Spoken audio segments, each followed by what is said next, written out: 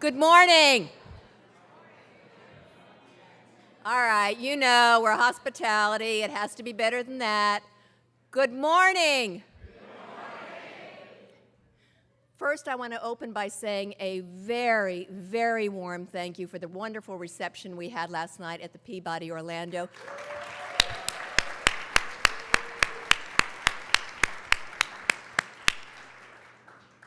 And officially welcome you to the 2013 Leadership Conference. We have a program today that I think is going to be more special than any I've seen in the 10 years I've been at HSMAI and at headquarters. You aren't going to believe some of the things you hear today. We're going to surprise you. I used to have somebody I worked for who used to say, in the hospitality business, you have to surprise and delight. If we don't do it for you today, it can't get done, right? So this morning, one of the important things to think about is leadership. You know, I think if you take a look at leaders and who you'd like to be like, who you'd like your children to be like, I think you're going to see a number of them. And I would say, you know, starting with Barb Bowden, you know, I think it's amazing the grace that she has on managing a 1,600-room hotel, being a mother of two, and being a wonderful friend to so many and so giving to so many. And I think, you know, I think that as chair of HSMAI, we are very lucky to have her leadership, and she inspires us all. So, you know, when you're on your volunteer 11th hour and you're thinking, I can't do this anymore, think about other leaders like Barb who are giving their time in the same way that we are. And I want to say thank you to everybody for giving that kind of passion to an organization that means so much to so many. Thank you.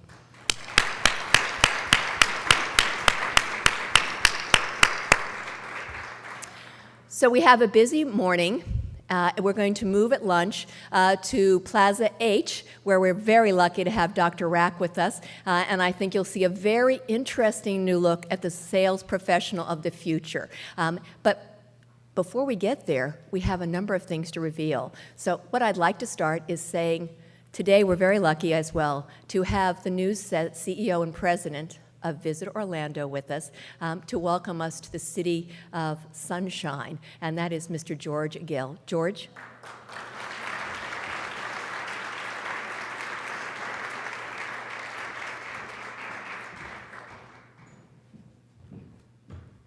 Thank you, Fran, and thank you, everybody, and thank you for bringing my high school picture on there. I particularly... You know, you get to this point in your career, like, good, keep putting out the old pictures, you know, the old pictures. In fact, someone told me there's some pictures on the slides that go even further back, so I'm glad no one noticed it over breakfast. But, well, good morning, everyone. It's wonderful to be here, and it's great to have you in Orlando. Let me quickly get a show of hands. How many of you have visited Orlando in the last 5 years? Oh, good, my job is secure. This is very helpful to hear, but it's exciting to be here. First of all, I want to thank HSMAI, Barb Bowden, for inviting me to be here this morning. I am the new CEO of Visit Orlando after 23 years with Disney, so I still know the area very well, and I'm very proud of this community in this area, so thank you for the invitation to be here. One of the nice things about being in this role is that you get a chance to do things like this and get invited to provide official welcomes to the community. I promise that I'm not going to start clicking my slides to show you all the commercial reasons why you should come back to Orlando on vacation or tell your friends to come here, as I know perhaps you might expect from someone in this role. But I can't go away with at least being proud of sharing a few sort of facts about our community. You know, we're not a big town, but we have a lot of big stuff. Starting not the least of which is, as you heard, this amazing flagship property that we're so proud of. But we also have a total of 117,000 hotel rooms, which is not bad for a community our size. A lot of folks don't know that we're the timeshare capital of the country. We also happen to have more cars rented here than anywhere else. So we are simply the #1 tourist destination on the planet, over 55 million, and if things look good, it'll probably be more than 56 million as we recap 2012. That's a lot of people that come to this community, and we're really proud of that. And by the way, those things happen because there's a lot of sales and marketing people out there doing it, right? Nothing happens till the sale is made. Never forget the role, the important role that you serve in. And as leaders, as you are for being here, you're showing that you're committed to doing more than just your day-to-day job, and that's something that really turns this tourism engine that's so important to us. But even though we're the #1 tourist destination, some don't also realize that we're huge in the convention business. We have the blessing of properties such as the one you're in right here, which is an example of how significant we are in that marketplace. We have the second largest convention center in the country, over 2 million square feet, which is right across the street from here. Fantastic combination that we have. And so we are fortunate in many, many ways. But I'll stop that part of my comments and talk a little bit about my feelings about HSMAI. I started in this business back in South Florida when I was young, and I had a lot of hair and a big mustache. You can see what the industry's done to me since then.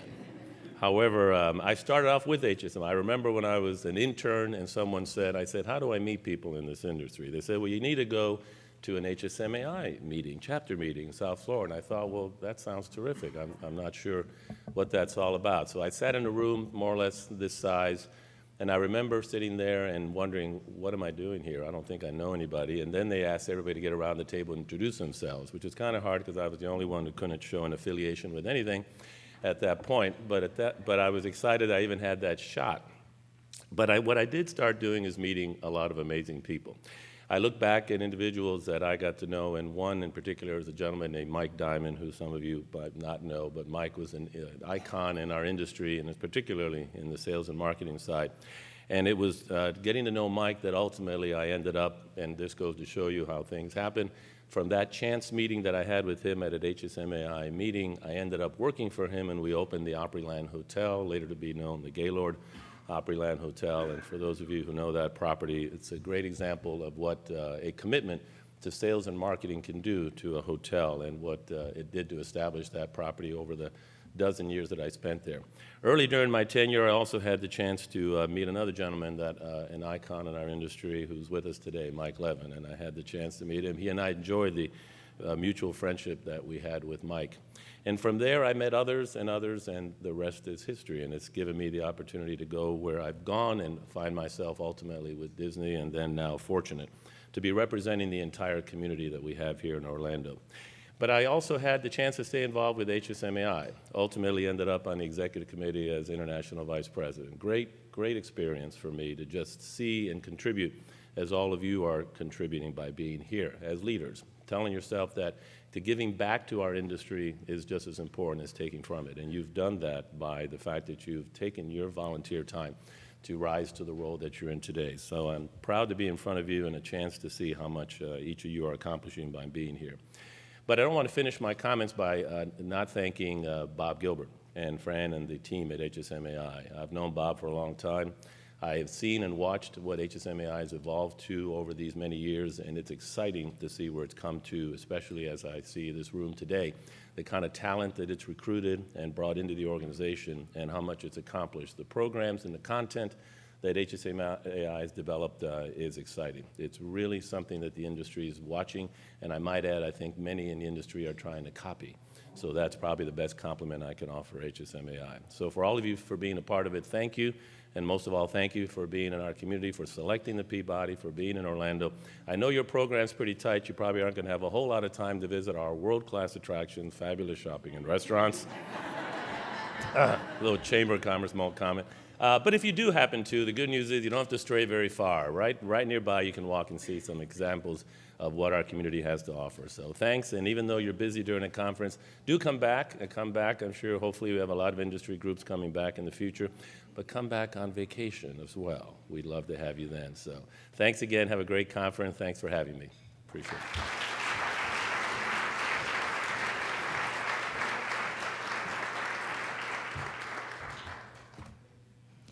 Thank you, George, and we know Orlando's in good hands with your leadership, very good hands.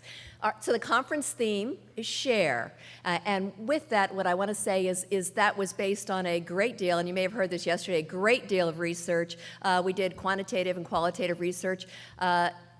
We didn't.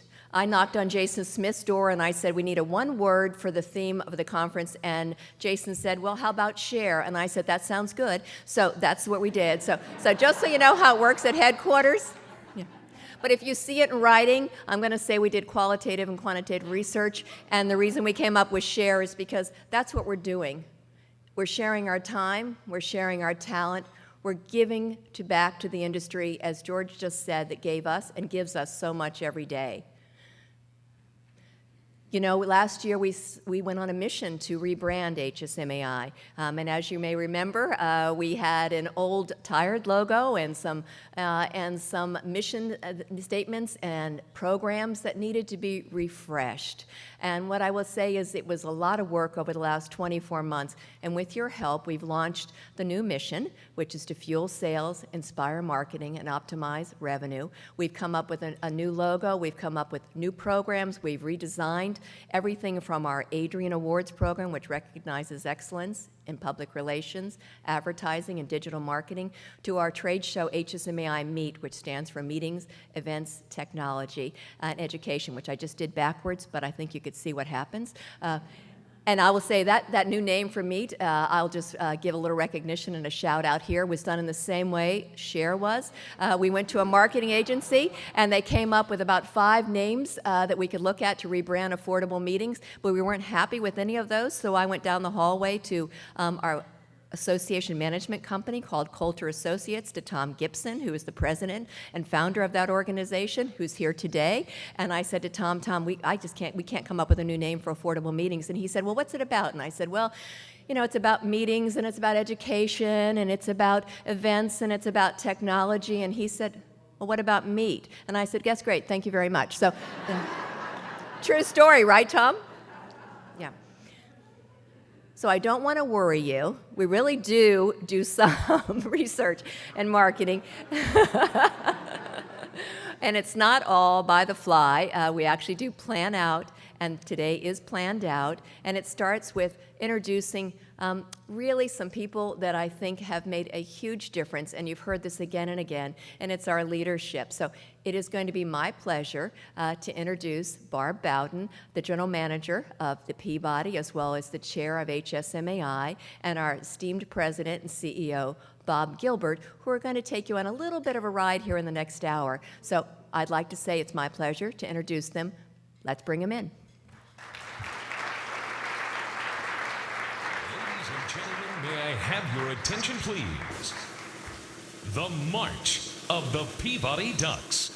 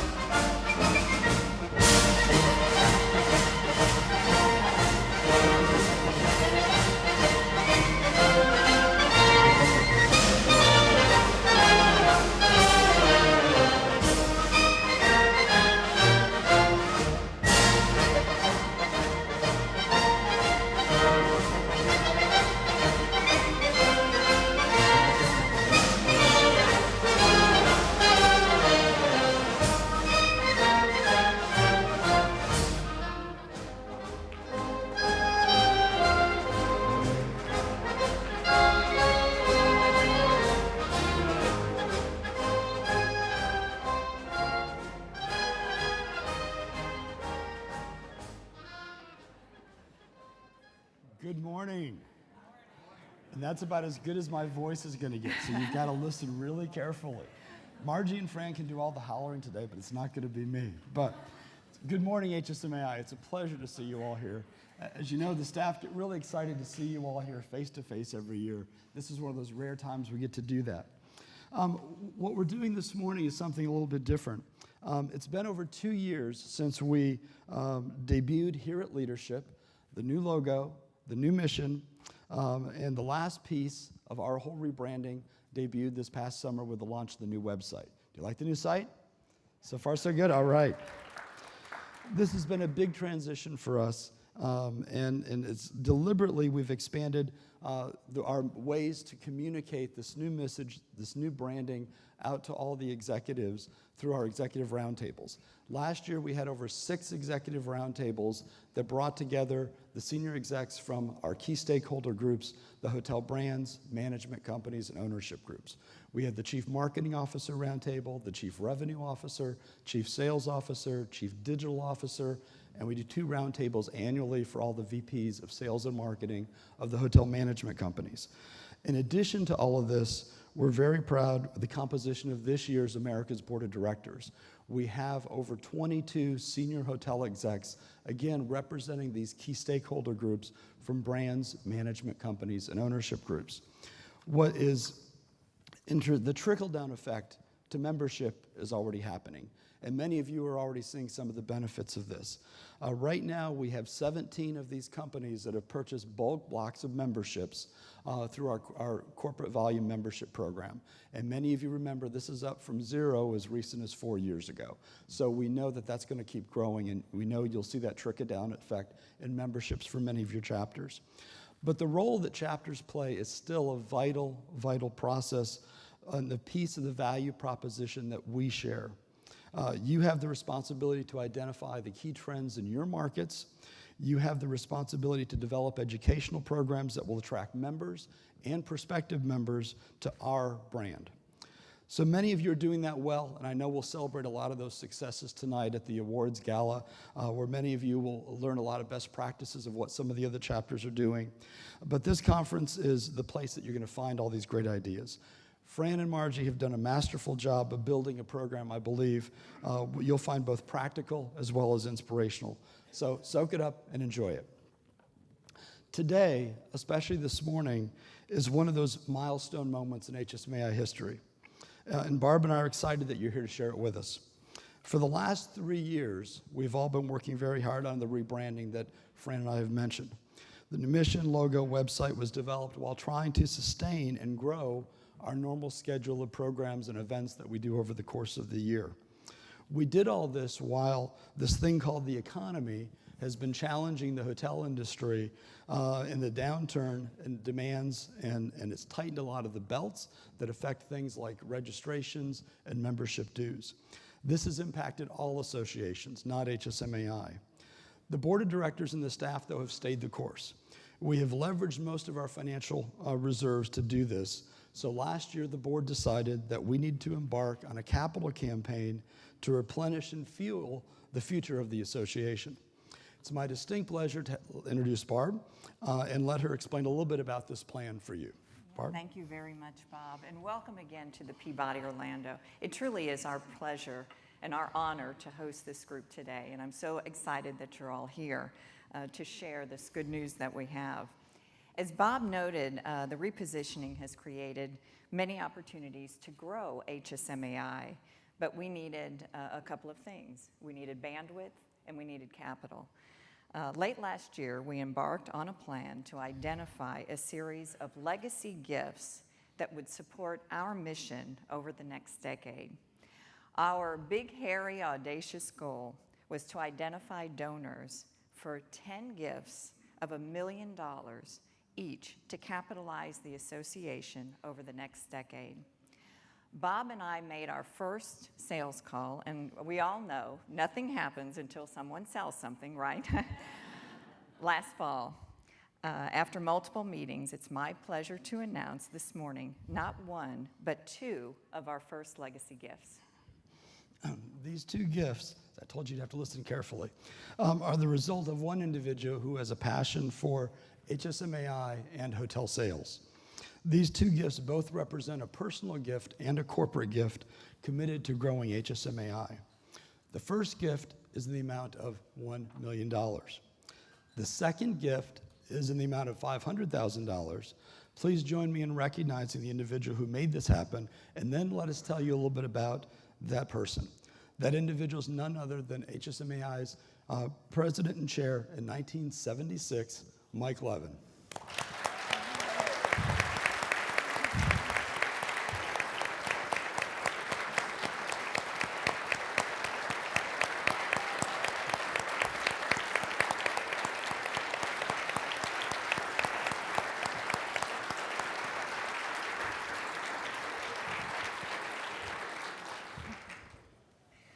We're going to tell you a little bit about Mike Levin and his history and what brings him here today.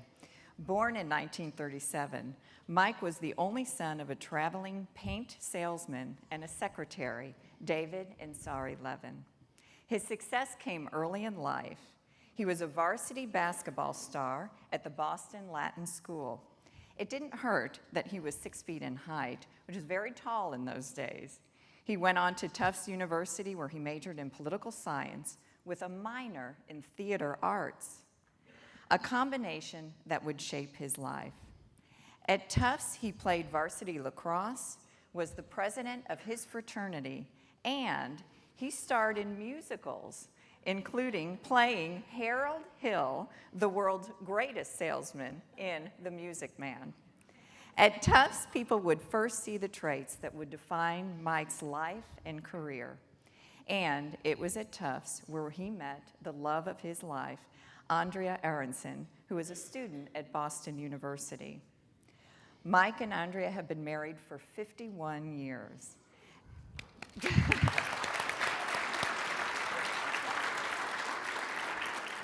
At Tufts, he ran for mayor as Diamond Mike Levin, Riverboat Gambler.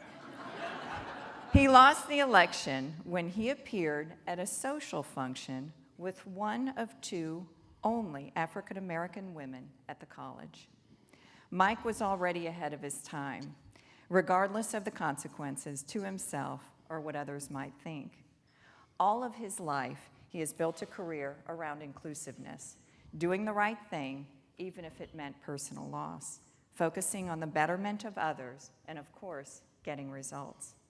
In 1961, he landed his first job with Sonesta Hotels at the Roosevelt Hotel in New York. He had never sold anything, but in sales, he found one of his true callings, and he always remained a salesperson at heart. A year and a half into the job, and having great success, making $6,000 a year, he was offered a job by one of his customers. International Playtex asked him to sell bras and girdles at a salary of $12,000 a year plus a car. Mike's father, David, promptly drove down from Boston and explained to Mike that he would not be able to tell anyone that his college-educated son was selling bras and girdles for a living. Mike did not take that job, but one can only wonder how the bra and girdle business would be different today had Mike taken that job. As Mike's career unfolded, he became a relentless promoter of the hotel industry and active in HSMAI. He spent 15 years at Dunphy and then Americana Hotels, where he helped lead their turnaround. In 1985, Mike was offered a job as the president of Days Inn, where he finally got the opportunity to mold a company in the image and values that he represented. A salesman at heart, he took a sleepy little hotel chain, which only had 200 units at the time, and turned them into a franchise juggernaut. While at Days, Mike and several Asian American hotel owners formed AHOA in response to the rampant discrimination in franchising in our industry. For Mike, the results of AHOA are one of his proudest accomplishments. Today, Asian Americans own thousands of hotels affiliated with every brand. In 1986, this was unthinkable, but in that classic Mike Levin, combining a visionary gift with a true care for fairness. President George H.W. Bush acknowledged Mike with 1,000 points of light for another one of his forward-thinking actions. Long before it was mainstream, Days Inn was hiring senior citizens, homeless people, and abused women to work in its reservation centers. Holiday Inn moved its headquarters to Atlanta and hired Mike as COO. And Mike, once again, worked his magic and transformed an aging industry giant into a lean, forward-thinking leader. The creation of Holiday Inn Express transformed the company and re-energized the world's greatest brand. Yearning to be his own boss, he soon left Holiday Inn to create U.S. franchise systems. Once again, he had created a company in his image, focused on results and one that did not take itself too seriously. The company was successful, but who could forget the legendary Christmas card and advertising? Do you remember this card or any of these advertisements that got the industry's attention?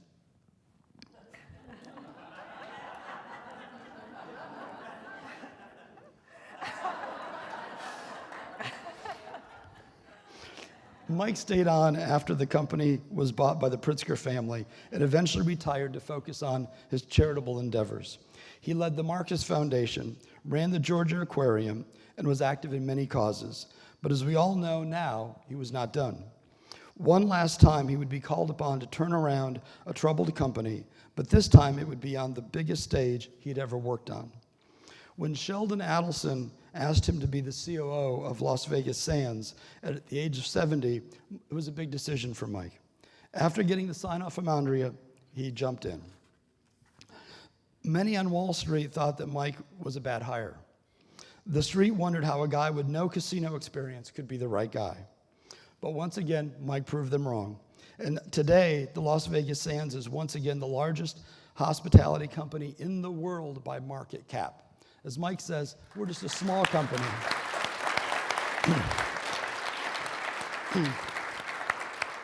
One of my favorite Mike quotes is he says, we're just a small company, but with really big numbers. And now Mike is teaching Wall Street a thing or two about the casino industry. A self-declared hotel sales guy, Mike and Mr. Adelson continue to lead Las Vegas Sands to new heights of innovation. You may have recently heard in the news that Las Vegas Sands is committed to develop what may be one of the biggest ventures in the casino industry called Euro Vegas in Spain. Once again, Mike, the hotel sales guy, is the champion behind one of the biggest hospitality projects globally that we'll probably ever see in the next decade. As he winds down this illustrious career again, Mike will be focusing on the things that he cares most about. Last year, he formed the Mike and Andrea Levin Family Foundation, which will focus on education, free enterprise, and Jewish and Israeli causes. For the first major grants were to universities, to his alma mater Tufts, and the Hadassah University in Israel. And now HSMAI has been added to that list. Mike is known to many around the world as a friend and a mentor. We're lucky to have someone like Mike Levin in the hotel industry and with roots in HSMAI, both in 1976 and now again. Mike is a man driven by ethics, extraordinary vision, and who looks out for others.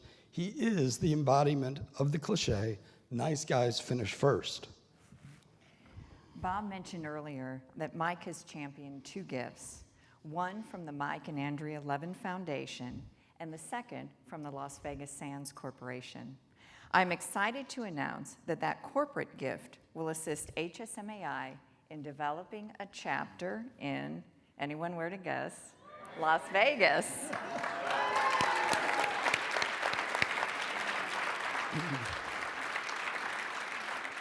As well as a collegiate chapter at UNLV. We will be hiring a managing director to work with Margie and a steering committee in Las Vegas to get them on the road to a chapter charter. Ladies and gentlemen, it is such a great honor for me to thank and personally welcome to the stage Mr. Mike Levin.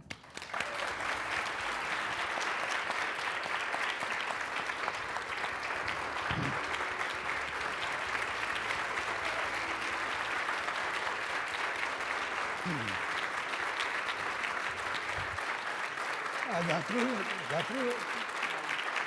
Stay right here for a minute. Should be over in a minute. All right, now, we did mention there was a second gift, and the second gift is for you, HSMAI's leaders and sales champions. It is my distinct pleasure to also announce that, effective today, you are attending the HSMAI Mike Levin Leadership Conference.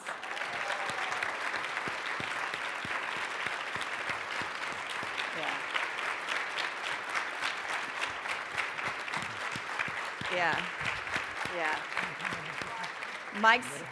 Mike's contribution will be used to directly fund this conference for many, many years to come. So thank you. Okay. Picture here.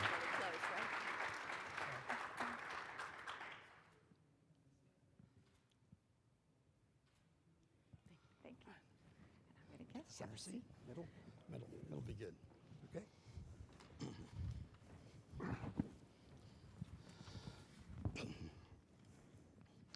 Well, Mike, you don't get an introduction like that very often, probably with a room of this many friends and family. We thought this was a unique opportunity for people from all generations to meet you and get to know a little bit more about you. But once again, thank you for the legacy gift. That's huge for HSMAI. But if people don't know you, tell us a little bit about how you got started in the industry. What was it like at the Roosevelt back in 1961 and 62, and how did you get there?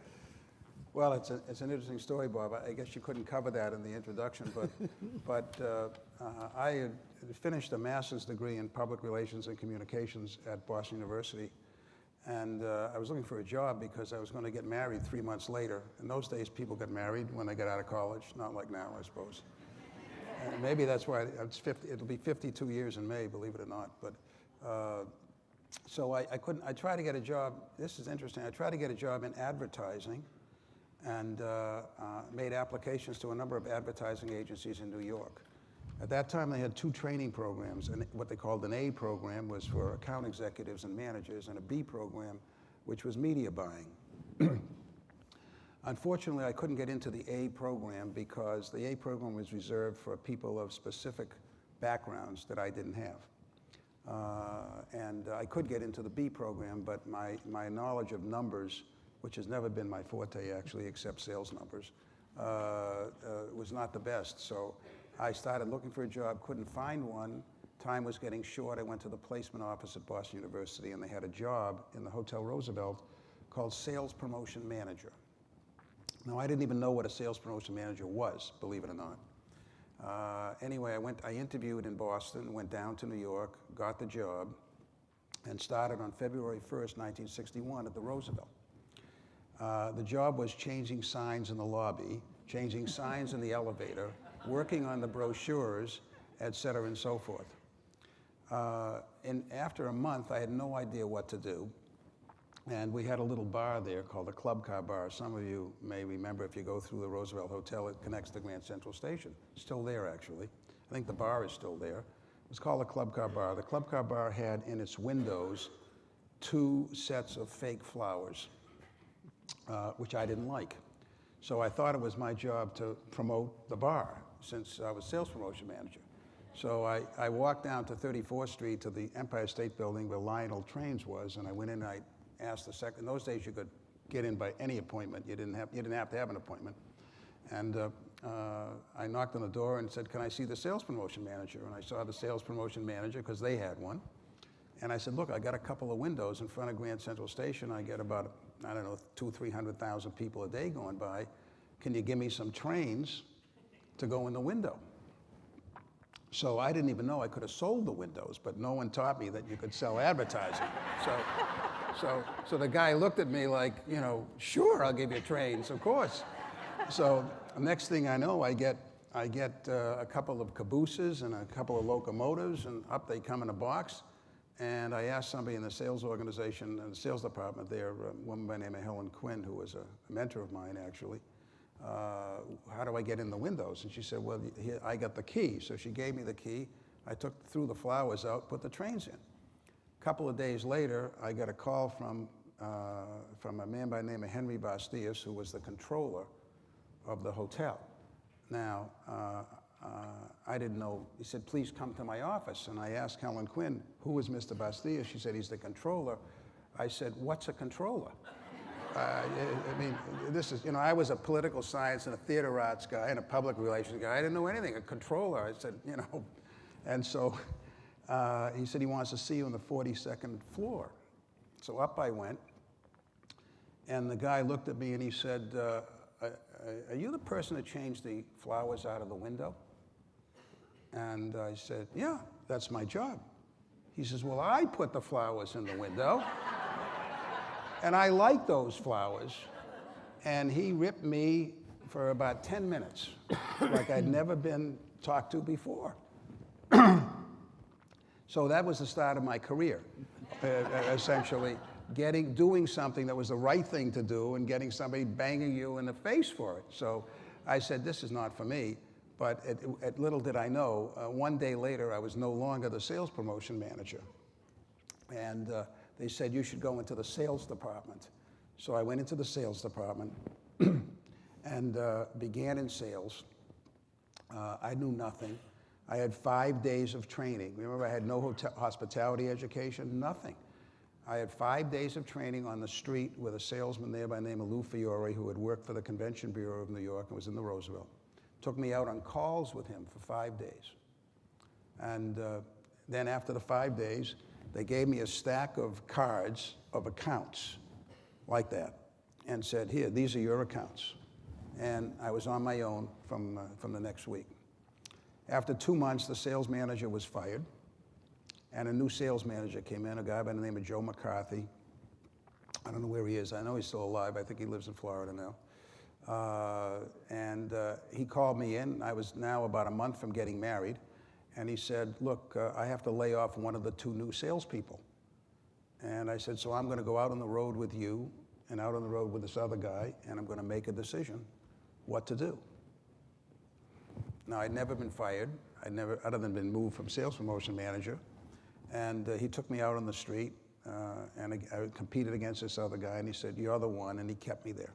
And that's how my sales career actually began in 1961.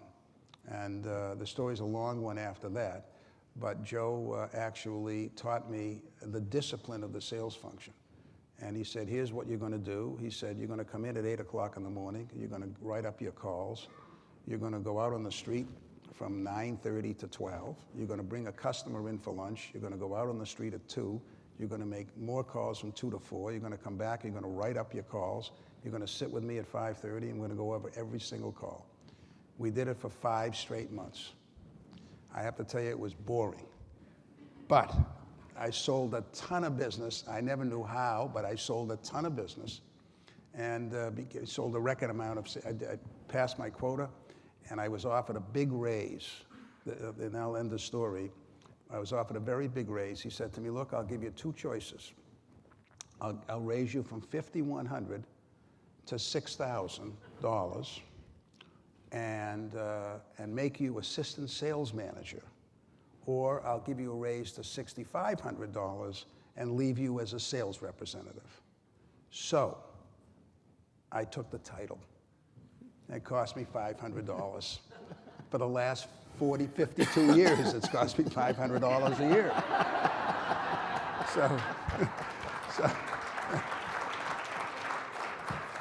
And then the rest is the history of so that's how I got into the business and of the sales part of the business.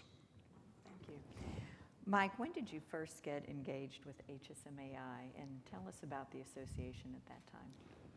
Well, actually, Frank Berkman whose daughter is here, and son-in-law, Kathy, was executive director, or whatever the title was at that time of HSMA. It was HSMA at that time.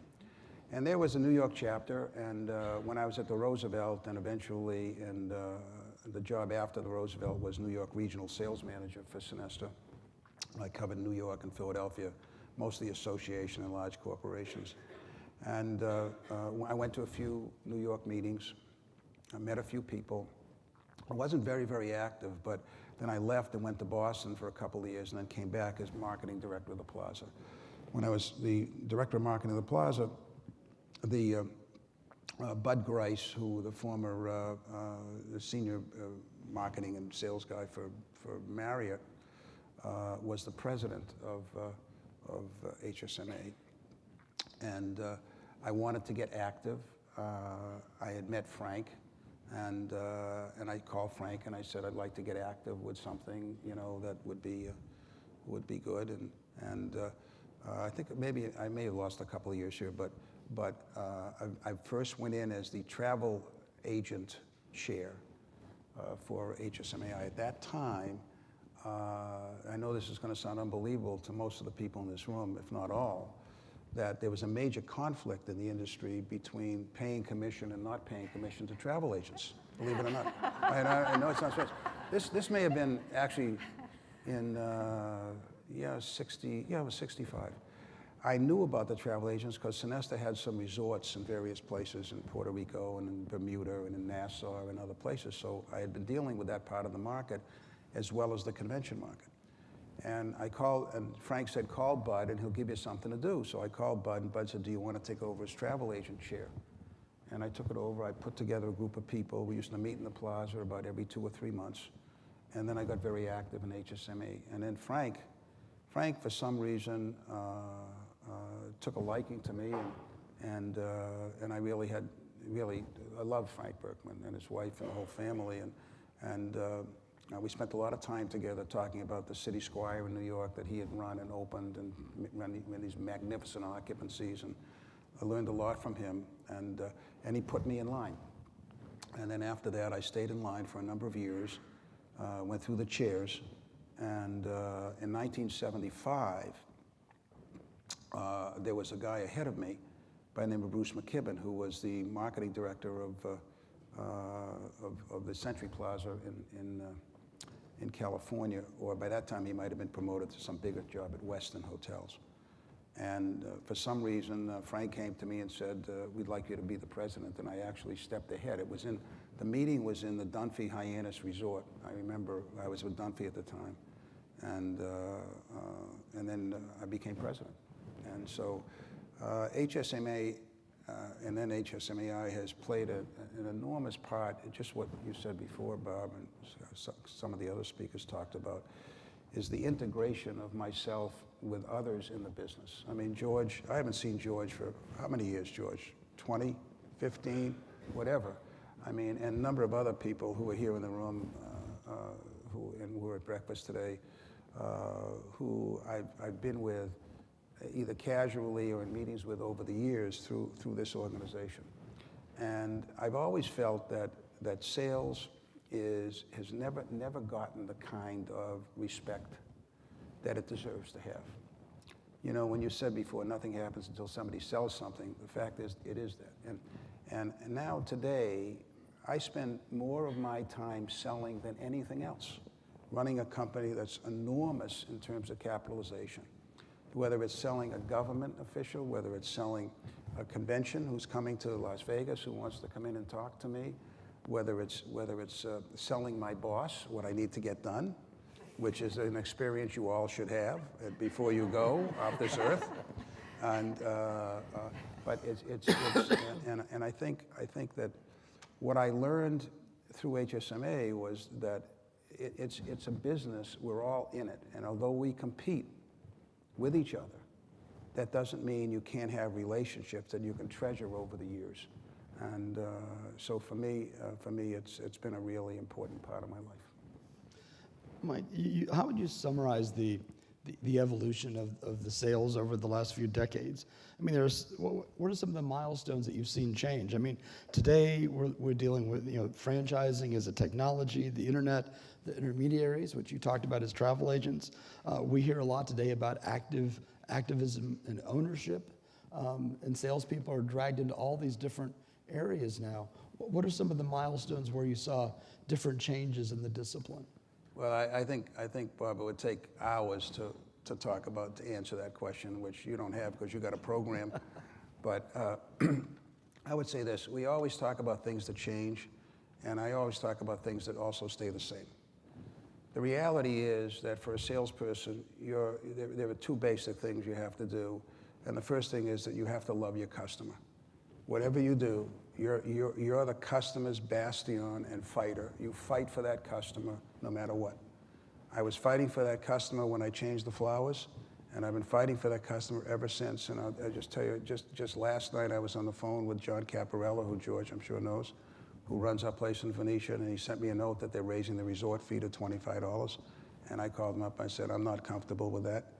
I think it's too much for the customer, and we shouldn't be doing it. And it's 52 years later, and I'm still having the same fight. You are going to be burdened with fighting for the customer no matter what. You'll be fighting now. Years ago, I used to fight with the general manager in the hotels that I was working in. Today, you have to fight with the revenue manager about taking care of the customer. And I guess I said something that everybody knows about. And now you see, even though I'm old, I'm still technologically competent to see who's getting in the way. So I think that hasn't changed. Years ago, you didn't even need an appointment. You could see everybody. Today, you got to make appointments. There are technical things that make it different. When I started, there were no electric typewriters. There was no Xerox machine. There was no, you had to take banquet by doing a Gestetner and purple ink. And all those technology things are something. But at the end of the day, it's still between you, the salesperson, and you, the customer, and delivering for that customer. So take all the stuff that's new and different and whatever, and all the accessibility and the internet and the third parties and the Travelocities of the world, which are really today's wholesalers as opposed to what I used to deal with years ago in the 60s. So look at Alan, he's nodding his head, he knows. And it's the same negotiation that's going on. Give me rooms, I'll give you business, all that kind of stuff. But at the end of the day, you are the deliverer of the promise to the customer.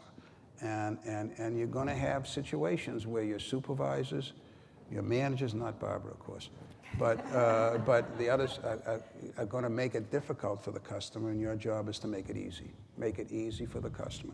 And that has never changed and will never change, no matter what the business, no matter what the situation that you're in. We've talked about loving the customer. What else, in your opinion, makes a salesperson successful today? I think, Bob, that's also pretty similar. I don't believe that I ever could have been successful as a salesperson without the discipline that Joe McCarthy taught me in the very early days. The most successful salespeople have a methodology that they use, and I'd say that discipline. Also, I think the second thing is to look for ways to make things work.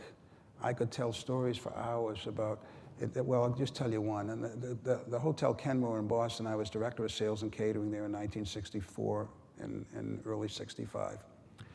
And we had a ballroom for about 400 people and about 4 or 5 small meeting rooms and a couple of restaurants. It was not a big hotel, 300 rooms. And somebody showed up and said they wanted to have a Christmas party for 2,500 people. And I forget the name of the company. So the person at the front said, there's somebody here who wants to have a Christmas party for 2,500 people. And they came to see me, and I said, gee, you know, I looked at the ballroom, I looked at the other places, I looked at this and that, and I said, gee, we don't have the space. But I sat down and I figured out how we could put 2,500 people in. We closed all the restaurants, we took all the function rooms, we put coat checks on the 3rd floor. We were empty, it was December in Boston, which was freezing, no one's there anyway. And we had the largest revenue night we ever had in a hotel. So I think there's a way that you salespeople can create more business by not going with the standard process that goes on every day. And I made it my business over the years to find a way to make it work. And I think that's another characteristic of a great salesperson. They, you know, my example of the kind of salespeople that you run into was an automobile salesperson. You go in to buy a car, you negotiate a price, and you're still negotiating, and the person says, I want to go to my sales manager. That's not a salesperson. You got to be able to close, and you got to take risks. Take risks that you'll make a mistake. Take risks that somebody, like your general manager, will say to you, you shouldn't have done that, it's too cheap, or you sold at the wrong price, but you're going to have to take risks to be successful. And I admire the risks, and even when people make a mistake, I admire the fact that they made them, because that's how you learn. You learn more from making a mistake than you ever learned from doing something right. Mike, you've got salespeople all over the world, in Macau and Singapore and obviously in Vegas. What types of things do you think HSMAI could be or should be doing today to really help them in today's environment? Well, I think that it's always been my belief that any kind of learning can add value.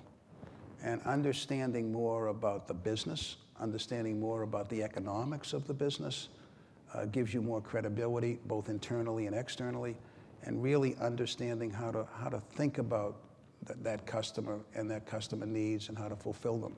So I've always said the more you learn, the more different kinds of hotels you work in, the more different kinds of experiences you have, the easier it is. What HSMA can provide you is, if you don't have that opportunity to go from a 5-star to a 4-star to a 3-star to a 2-star to a resort to a timeshare to a casino, whatever, all the various elements, HSMA can provide education and exposure to individuals Look, I'm looking for a CEO for Spain, and George just told me he's born in Cuba and speaks Spanish. I said, George, what are you doing in a couple of years? I need you. Yeah. So I said, you know, and why would I go to George? I go to George because I know he can sell, and that's what I need over there. So I think you get the combination of knowledge and the combination of exposure to other people along the way, and many people that I've met through HSMAI have been those people that I've either hired or recommended or done business with. And so I said, so you have the social aspect and you have the education aspect.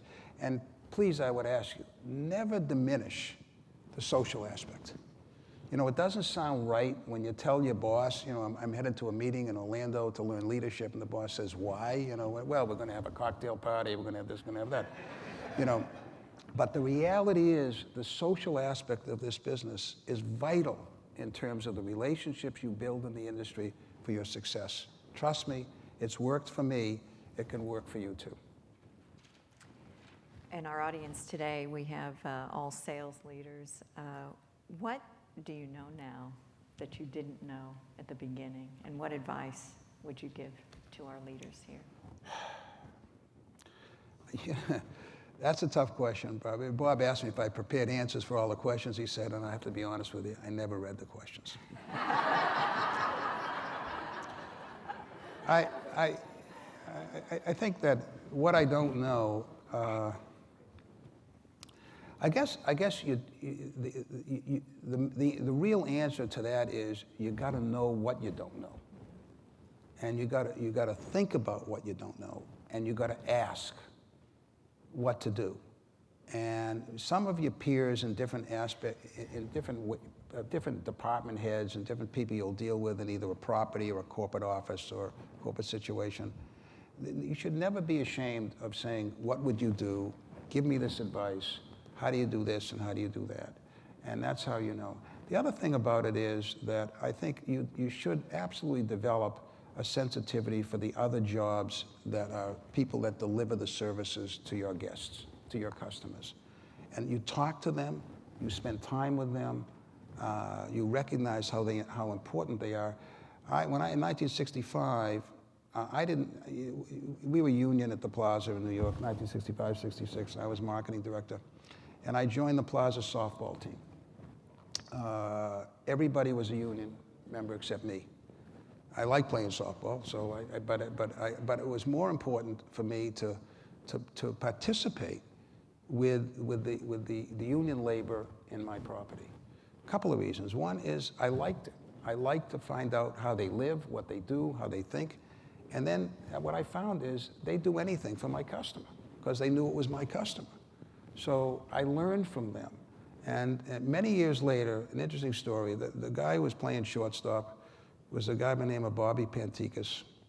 In 1960, I remember him because he lived in New Jersey. And one day he called my office and he said, I'm playing softball against the King in His Court, which was a famous softball team of 3 people that used to go around the country and play against people. Frank, you probably remember that. And they were playing in Newark, or someplace in Newark, New Jersey. And Bobby Pantikas was playing against them. And he said, I'm playing there.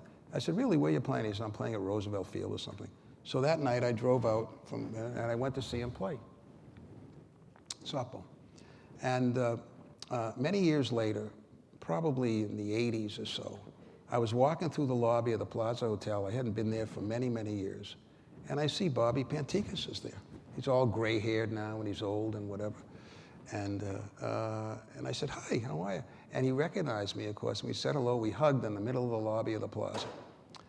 And I said, what are you doing? He said, well, I'm now the bell captain. He was the head of all the bellmen by this time. He had been promoted and whatever. And he said to me, Mike, you know, he said, I'll never forget looking up in the stands and seeing that you came to my softball game when we played the King in His Court. Now, you know, when you sell something and you have a staff that's got to deliver it and you have that kind of relationship, you know they're going to do anything to be able to deliver. And by the way, it's not even for a bellman or a bell captain. It happens with senior executives too. So I think that's where you have to fill in knowledge, and mostly about the human part of the business you're in, which is a very human business. So I'd say, don't hesitate to ask, don't hesitate to meet, don't hesitate to learn. And I think that's where HSMAI can help, and also from your fellow peers. And look, this business has changed a lot, but it's still person to person. Barb, why don't we take some time to get to questions to the audience? We've got a couple of mic runners out there. This is your opportunity to ask one of our industry legends anything that's on your mind about the past, present, or future, perhaps. Here, right here, you had a question right here. Question right here. Where's this? So, Sure, go. We have a mic. Why don't you stand up? There's a mic up here. What's a couple expectations that you have of your employees? the question for those who might not have heard in the back is, what are the expectations I have for my employees? I think the most important expectation is be committed to the work. Think about the results that they're supposed to achieve, and basically understand that everybody's working together for this team to achieve success. Every individual that you work with wants to look at the world as being successful. And I would hope that the personal ambitions of every employee that the institution can provide for them, and that you should have those kind of hopes that if you do your work well, either that institution or another will seek you out. So there's nothing wrong with being ambitious, but there's something very wrong with being ambitious to step over people.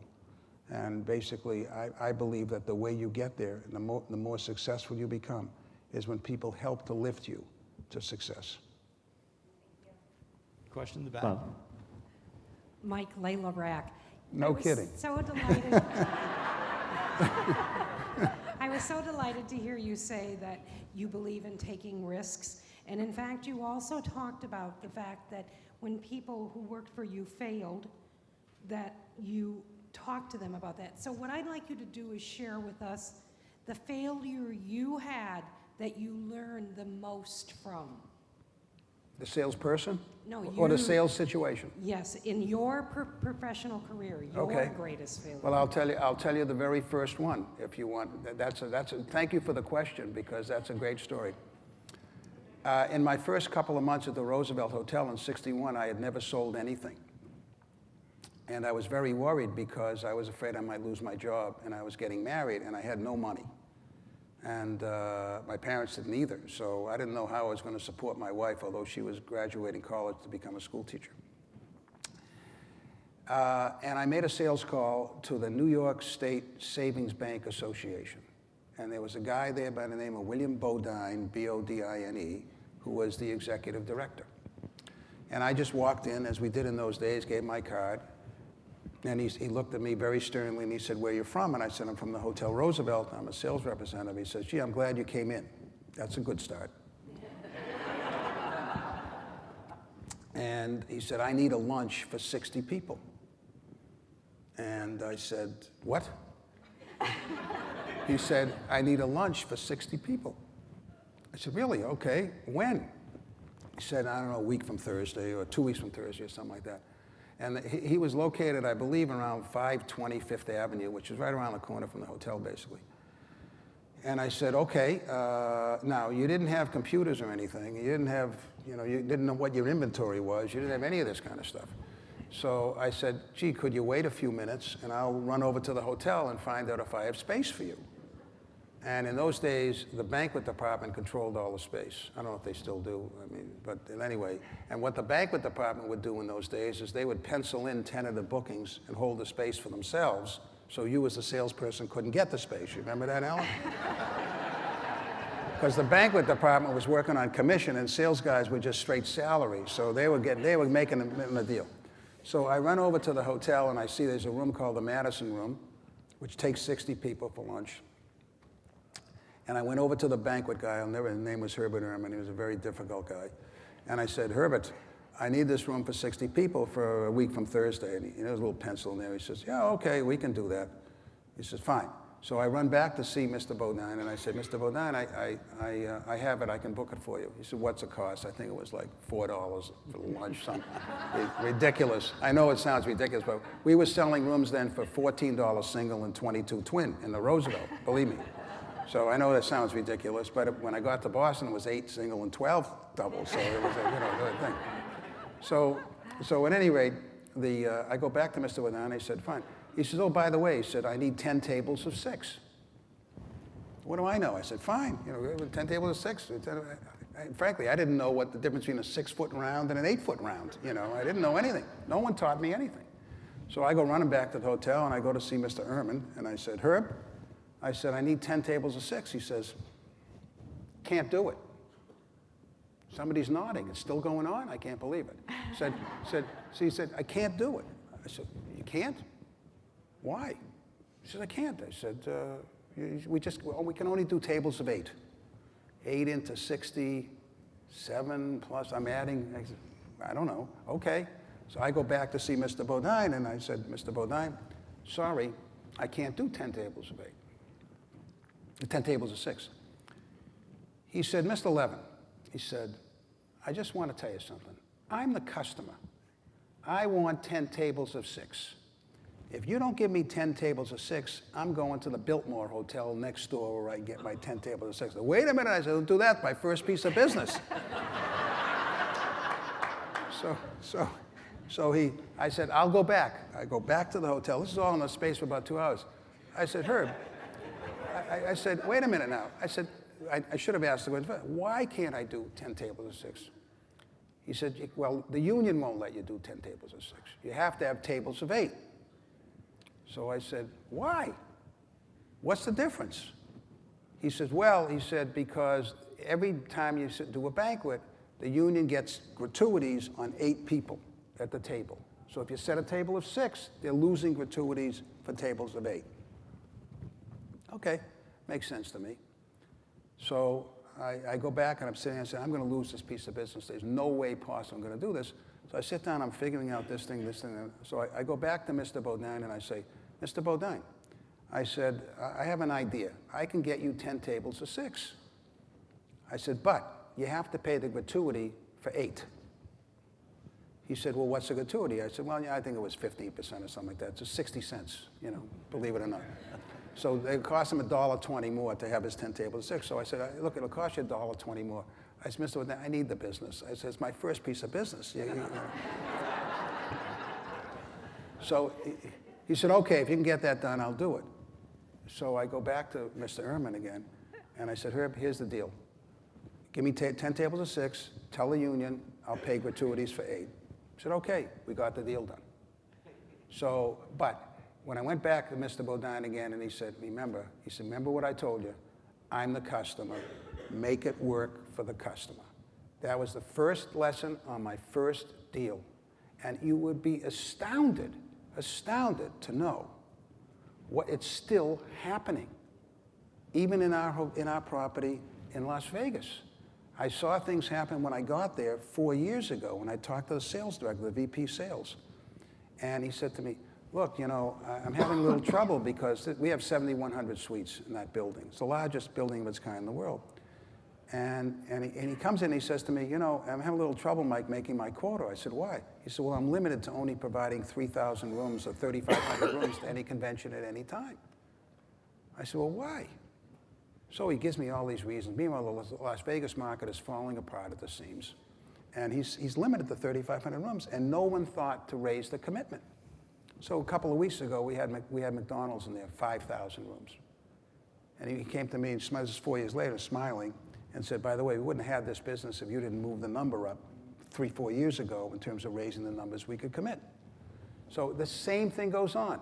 And if you as the salesperson are not sensitive to the fact that don't accept it until you fight for it, and you'll be amazed how much further you can get. So I think that's the answer, Lila. That's the first lesson, and it's still the lesson today, believe it or not. We've got another question over here. Jason, you got the mic? Why don't you introduce yourself, please? Hi, Mr. Levin. My name Hi. is Carmen Ackerman, and I'm with the Great South Florida chapter. And besides the story you just told us, can you perhaps share with us your greatest professional achievement that you feel that you've had in your career? Well, I think they were really, I'd have to say I've been very fortunate to have a number of real achievements, and I think on the social side, the greatest achievement was the founding of AHOA. I don't think there's any question that people ask me, in terms of a lasting legacy for myself, if there were to be one, I think the Asian American Hotel Association was the greatest social thing that I've done in terms of that. From a business standpoint, I've been fortunate to turn around a number of companies. And in terms of size, this present job, which is a job I really never thought I'd ever have and never wanted to have, I think the company that's gone from where it was 4 years ago to where it is today, where our company was doing about $500 million worth of EBITDA as a company in 2009 and losing money, a dramatic amount of money, to where today the projections are that we'll do $4.5 billion of EBITDA from $500 million. And we have 50,000 employees now and on the verge of doing the largest development of its kind ever. I think from a business standpoint, that would be the crowning achievement of my career. But at the end of the day, when people, I get that question a lot, and I'd say AHOA was to me the most important thing that I've done in this business. Other questions? Back here in the back of the room. Hello, Jeff Chase with the Central Florida chapter. I wondered, you mentioned earlier in what you were saying that you had given up salary for a position. I wondered, as you moved in your career, were there ever times that you did the opposite, where you took salary over position? I never did that. A couple of times in my career, I actually took reductions to take a job that I actually wanted to take that would, in the early going, if I understand the question, I really felt somewhat inadequate in the beginning of my career in the hospitality business because other people had come from hospitality education. When I first went into the hotel, I had never stayed in a hotel in my life except on a spring formal when I was in college, which I remember very well, actually.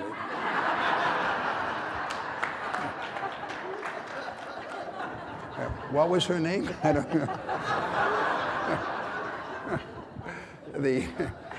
But the only experience I ever had in hospitality was when my father came back from World War II and we borrowed my uncle's '46 Chevy and drove from Boston to Florida over the Christmas period. I was 9 or 10 at the time, I don't remember exactly, and we stayed in motels all the way. So I'd never stayed in hotels except for that particular thing. And so I always felt inadequate in my knowledge, the technical aspects of the business. I never felt uncomfortable with the human aspects, but I always felt uncomfortable that I didn't really understand. So I took a number of jobs that I thought would teach me more. So I went from one type of sales to another type of sales. Then I went to a director of sales and catering where I got involved in banqueting in Boston. I actually took less money. I went to a resort in the Bahamas for a year and a half to be resident manager, which I actually took less money. So there were a number of situations where I traded off money. I tell a lot of young people, and perhaps even people younger than the people here, that in the early going of your career, the extra amount of money you get is not going to make a difference in your life. It really doesn't. It's the end result that you're looking at 20 or 30 years down the road and what you're building in terms of your resume. So money is not terribly important. And one of the real advices I give to people is, in the early going of your career, do not leave the job you're doing to go to another job that'll be exactly the same for just a few more dollars. Because the idea of moving up in a career is to get more responsibility and different jobs first and foremost. Get that in as early as you can. And so I don't think the money makes a difference. The money will make a difference in the end based upon how you build your resume in terms of not doing the same thing over and over again for a few more dollars. So I see lots of young people who are making, let's say in today's dollars, let's say $35,000, $40,000. They take a job for $45,000, it's the exact same job. I'd rather take a job for the same money with more responsibility, more supervisory responsibility, and more learning. because that $5,000 over time is going to disappear. So really what you want to do is go from 40 to 70, not from 40 to 45. And so that, I get lost in what dollars are important anymore because, as I say, when I started at $92 a week or $95 a week or something, it's a little bit different. But the most important thing is to build the piece of paper that says who you are by the kind of experiences you have, not the same one over and over and over again. And I've seen lots of people 30 years later, 40 years later, doing the same thing. It's okay if they like it, but it's not okay if they wanted to do something bigger and better in their life. I hope that answers your question. We've got time for about one more before we wrap. Any of our students? Over here. Oh, over here, okay. Okay. My name is Vanessa Dow, and I am with the Orange County chapter. There's one other person with me. Can't hear what you Oh, Orange County chapter. You have spoken a lot about social and the human factor of this whole thing. So I was just wondering about your thoughts about digital marketing in general, and what is your approach, and what's your feedback on that? Okay, the approach to what? Digital marketing. Yeah, think about it.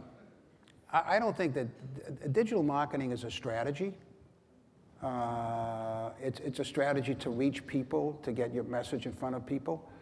I think it's not a sales strategy, it's a marketing strategy, because sales strategies to me are human. They're one-to-one, or one-to-two, or personal. And digital strategies are essentially like advertising. Essentially, you're just reaching people through the digital, through the social networks and the social media and all this kind of stuff. I think it's a supplement to the personal effort, but will never replace the personal effort.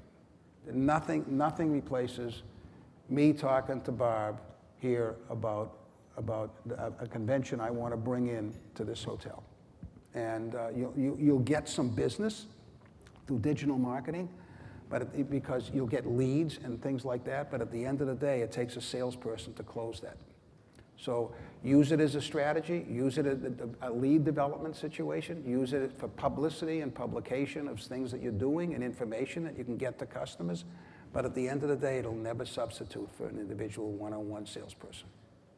Frank Berkman taught me that. Mike, you wanted a few moments here at the end to address the group overall. So once again, Barb and I will thank you. We'll let you have the podium, and you can bring it to a wrap.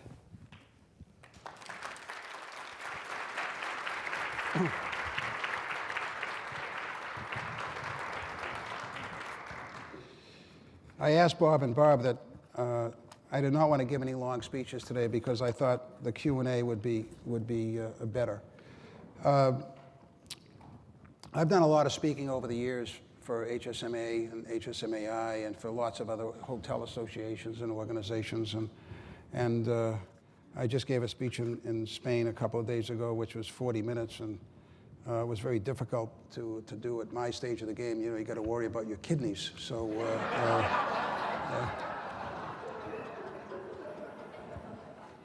but I do want to give you something to remember by, and as well as the picture of me pregnant that was shown before. So I'm going to tell you the story about the wooden bowl. Some of you may have heard it. It's an old story.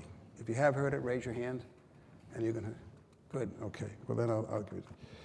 I guarantee you remember the tale of the wooden bowl tomorrow, a week from now, a month from now, or a year from now. A frail old man went to live with his son, his daughter-in-law, and 4-year-old grandson. The old man's hands trembled, his eyesight was blurred, and his step faltered. The family ate together at the table. But the elderly grandfather's shaky hands and failing sight made eating difficult. Peas rolled off his spoon onto the floor. When he grasped the glass, milk spilled on the tablecloth. The son and daughter-in-law became irritated with the mess. Quote, "We must do something about grandfather," said the son. "I've had enough of his spilled milk, noisy eating, and food on the floor." So the husband and wife set a small table in the corner. Their grandfather ate alone, while the rest of the family enjoyed dinner. Since grandfather had broken a dish or two, his food was served in a wooden bowl. When the family glanced in grandfather's direction, sometimes he had a tear in his eye as he sat alone. Still, the only words the couple had for him were sharp admonitions when he dropped a fork or spilled food. The 4-year-old watched it all in silence. One evening before supper, the father noticed his son playing with wood scraps on the floor. He asked the child sweetly, "What are you making?" Just as sweetly, the boy responded, "Oh, I'm making a little bowl for you and Mama to eat your food in when I grow up." The 4-year-old boy smiled and went back to work. The words so struck the parents so that they were speechless, and tears started to stream down their cheeks. Though no word was spoken, both knew what must be done. That evening, the husband took grandfather's hand and gently led him back to the family table. For the remainder of his days, he ate every meal with the family, and for some reason, neither husband nor wife seemed to care any longer when a fork was dropped, milk was spilled, or the tablecloth soiled. On a positive note, I've learned, no matter what happens, how bad it seems today, life goes on, and it will be better tomorrow. I've learned that you can tell a lot about a person by the way he or she handles 3 things: a rainy day, lost luggage, and a tangled Christmas tree light. I've learned that regardless of your relationship with your parents, you'll miss them when they're gone from your life.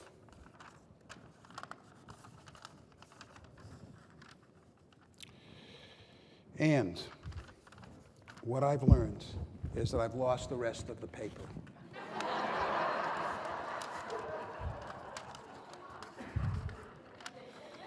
Well, it was good so far. This is what happens when you move from Spain to Orlando in 48 hours. The end of the story is basically says that today is important to all of us, and tomorrow is also important. But people are the most important. And I hope you learned something today about me, not because I'm any more important than anyone else in this room, but learn something about how success has come to me through my concern for the people that I've worked with over the years and the people that have been important to me over the years, family, friends, business associates, and people in general. So if I can leave you with that message, and I'll leave my secretary with the message that she left out the second page. Thank you very much.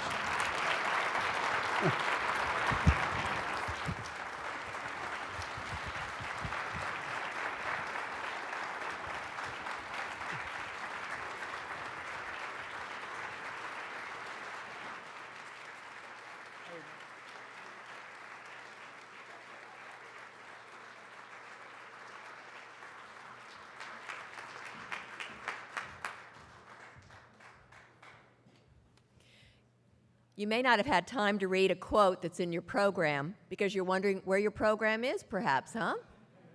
So what I'll tell you is we held back the programs from you yesterday because of the name change for the conference. So coming in shortly will be the real programs for today. Margie's has them, Mandy's got them, and they'll have all the attendee list, and they'll, as well as a very warm thank you to our sponsors. But the quote was and is, "A true leader has the confidence to stand alone, the courage to make tough decisions, and the compassion to listen to the needs of others. He does not set out to be a leader, but becomes one by the quality of his actions and the integrity of his intent." And boy, doesn't that speak to Mike Levin. Thank you, Mike.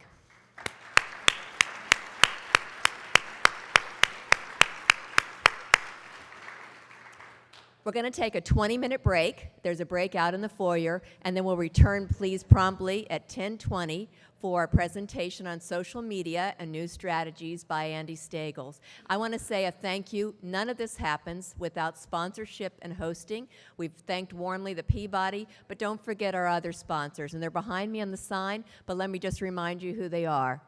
Travelocity, Micros e-commerce, STR, Digital Alchemy, Expedia, and Nora One. Thank you for supporting the HSMAI Mike Levin Leadership Conference.